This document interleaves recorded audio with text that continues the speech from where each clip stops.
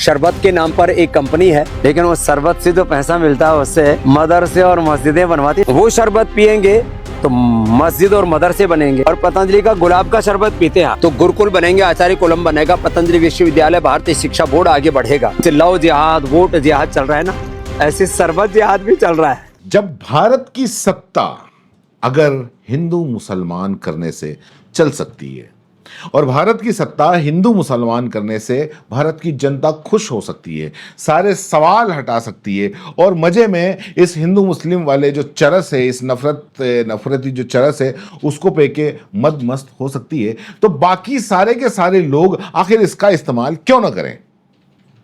जब नेता इतने आराम से कर रहे हैं, जब बड़े बड़े मंत्री सब कुछ सारे जिम्मेदार इतने आराम से हिंदू मुस्लिम के नाम पे नफरत फैला रहे हैं, सड़कों के ऊपर मतलब कोहराम मचा हुआ है, तो फिर तो हर एक जितने भी जो खास करके जिनके दिमाग के अंदर ये हिंदू मुस्लिम वाला फितूर है, वो तो समझते हैं कि भैया ये अपना हक है। और कई कैसे मौका परस्त हैं, वो फटाक से इस चीज को उठा लेते हैं। मीडिया की बात नहीं कर रहा हूं, मीडिया ने तो काम ही खैर ये किया है। मैं बात कर रहा हूं बाबा रामदेव की। मीडिया ने आपको तरह तरह के अलग अलग जिहाद बताए थे। मीडिया ने क्या, वो जो सुधीर चौधरी जो था, उसने अलग अलग तरह के जिहाद बताए थे। एक नए तरह का जिहाद अब में मिस्टर रामदेव लेके आए हैं, बाबा लाला रामदेव। बाबा नहीं कहना चाहिए, वो क्योंकि एक व्यापारी हैं, उन्होंने भेष भले साधु का धर रखा हो, लेकिन असल में वो व्यापारी हैं। अब वो अपने शरबत का वो विज्ञापन कर रहे हैं साहब। अब उन्होंने देखा कि यार ऐसे तो शरबत बिक नहीं रहा है, तो इसमें कुछ तड़का मारते हैं। तो उन्होंने क्या करा, उन्होंने उसमें हिंदू मुस्लिम लिया है और उसने कहा कि साहब एक शरबत ऐसा है जो भारत में बहुत बिकता है।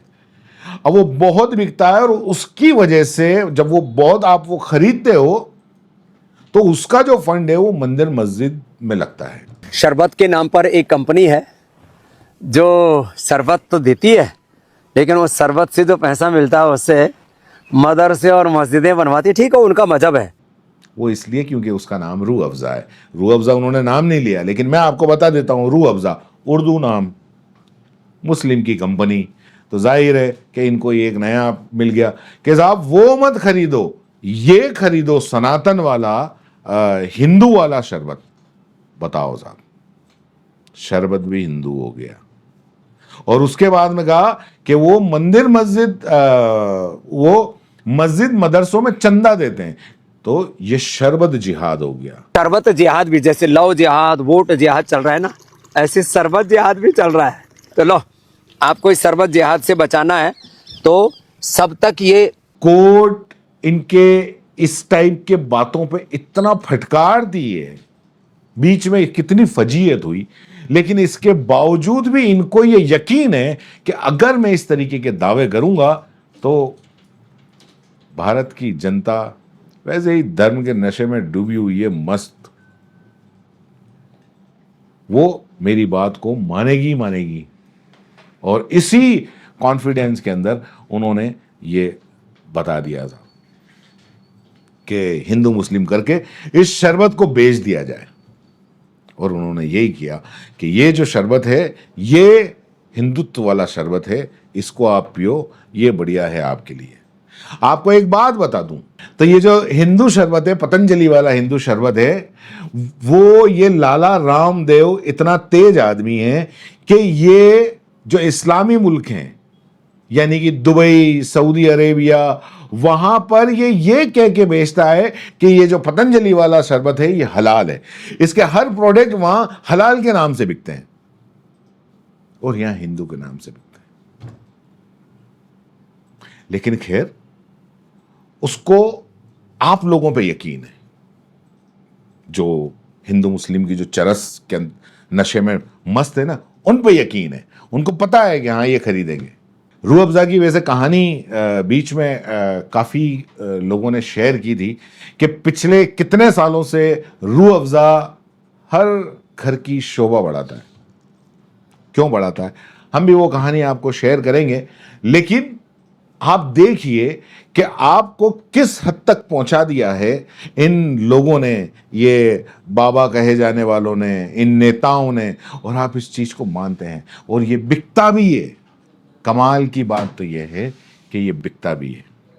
शर्म की बात है वैसे, लेकिन फिलहाल कमाल की बात है, क्योंकि अभी आप मौजूदा दौर देखो। मौजूदा दौर के अंदर यह है कि इधर ट्रंप, चाइना बैंड पे बैंड बजाए जा रहे हैं, लेकिन हमारे साहब मस्ती के अंदर सो रहे हैं, क्योंकि उनको पता है कि अभी जो मेरी जनता है उसको मैंने वक्फ का, उसको ये रामनवमी में जुलूस का, इसकी गुट्टी दे रखी है। अभी ये इसके अंदर मस्त हैं, इसके नारों में मस्त हैं और खूब गालियों वाले नारे बजा के खूब मजे कर रहे हैं। उनको कोई फर्क नहीं पड़ता जीडीपी कहाँ जा रही है, महंगाई कहाँ जा रही है, पेट्रोल बढ़ गया, गैस सिलेंडर महंगा हो गया, बेरोजगारी, उससे कोई फर्क नहीं पड़ता। इनको यह है कि सड़कों पे नारे लगाने मिल रहे हैं, खुलेआम मुसलमानों को गालियां देने मिल रही हैं और हम पे कोई कार्रवाई नहीं हो रही है। उनको बड़ा मजा आ रहा है, वो इसी में मस्त हैं। और जो लोग ये नहीं कर सकते, वो ये देख के खुश है कि बढ़िया है साहब, मुसलमानों को सरेआम गालियां दी जा रही हैं। कितने प्यारे प्यारे त्योहार थे हिंदुस्तान के अंदर, कितने मजे से मनाए जाते थे, चाहे रामनवमी हो, चाहे दिवाली हो, चाहे ईद हो, चाहे होली हो, चाहे बड़े आराम से मनाए जाते थे। इतने अच्छे अच्छे त्योहार आपस में मिलजुल के, कहीं कोई कोई खबर नहीं आती थी कि साहब आज इसकी शोभा यात्रा निकली तो ये हुआ, उसकी हुआ तो ये हुआ। लेकिन अब देखो, लोग बाग शोभा यात्रा से डरने लगे हैं, क्योंकि ये बेरोजगार युवा अब इस गाली गलौज में और इन हथियारों को लहराने में मदमस्त होने लगे हैं। मैं मुसलमानों की बात नहीं कर रहा हूं कि मुसलमान डरने लगे हैं, मुसलमानों से तो डराया जा रहा है, लेकिन खुद जो लोग समझदार हैं वो लोग डरने लगे, खुद हिंदू लोग डरने लगे। कई समझदार लोग ये कहने लगे कि कितने अच्छे त्योहार थे जिनकी दूरदर्शा क्या करती, लेकिन फायदा सब उठा रहे। सबका मतलब ये नेता और ये बाबा रामदेव जैसे लोग मस्ती से इसका फायदा उठा रहे हैं और इनका प्रोडक्ट बेच बेच के उठा रहे हैं। अभी हाल ही में एक वो हिंदू राष्ट्र की जो जिनकी कल्पना, और वो बागेश्वर बाबा धीरेन्द्र शास्त्री हिंदू गांव लॉन्च किया। जो धीरेन्द्र शास्त्री है, उन्होंने हिंदू गांव लॉन्च किया साहब, और उसके अंदर वो सारे के सारे गैर सनातनियों का प्रवेश निषिद्ध होगा। और उसमें उन्होंने सारे के सारे जितने भी थे कि साहब ये यहाँ पे हिंदू लोग ही इनके घर बनाए जाएंगे, और बुकिंग स्टार्ट कर दी बाकायदा ब्रोशर बना के, जैसे कि कोई बहुत बड़ा प्रॉपर्टी डीलर होता है ना, उसका ब्रोशर बना के उन्होंने बुकिंग स्टार्ट कर दी, भूमि पूजन करके कि बुक कराओ 5 लाख रुपए में।